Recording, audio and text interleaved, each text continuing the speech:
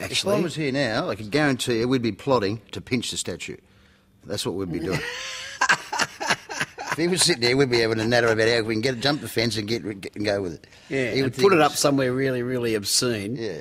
Like with its nose up, you know, like one of those Governor Philip Macquarie's mounted on a horse, like with his nose up its ass or something. But yeah.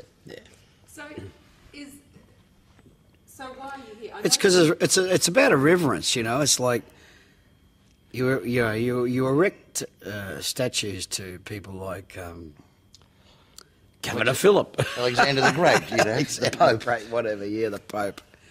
Like, no. So you don't see any relevance or anything good about the idea that why shouldn't we on a music? This is the point. Look, rock and roll's a lifestyle. about that. Some people are successful, others aren't. I mean, unfortunately for Bonnie, probably passed just as things were going really well for him. But it was a lifestyle. And in the end, lifestyle got hold of him. But it's a lark. I mean, so what happens is you have good years, bad years, but you're working. You know, it's a private little club. It's a lifestyle. The idea that somebody's going to build you a statue, it's roll over in your grave stuff, because it's not what he was about at all. No. Now, the other side of it, of course, is if people want to remember him that way and that makes them feel good, well, we'll go ahead. But It's a beautiful thing. yeah, Yeah, it's a lovely I'm thing. just glad he's not here to see it. You know, I'm not taking the piss, I am, but it's like if people want to respond that way and show respect to Bond, that's great. But to be honest, he'd rather take the money, take everybody down the pub and buy him a beer. You know.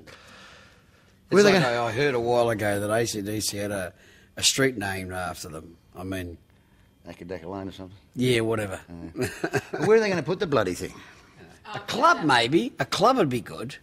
Buy him a club. Well, no, I mean a club named after you. You know, yeah, I mean, if yeah. you were Akadaka or the Angels, the Rose Tattoo, See, the Rose Tattoo Club, or whatever. If we're in Sydney, to be angry who?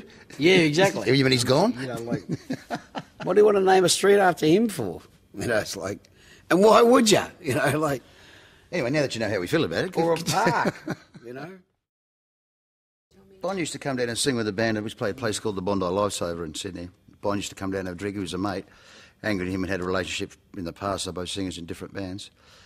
Then Angus came down one night and we just sort of did it semi-regular. It was one of the few shows we could play, because back then we had a little bit of bother getting shows outside of Sydney Metro area. We would say. Yeah, really. Got trashed off stage every second night. But and that stimulated a bit of interest. And it was a good venue for us, because we'd fill it every night. And they invited along George Young, who's Angus's older brother.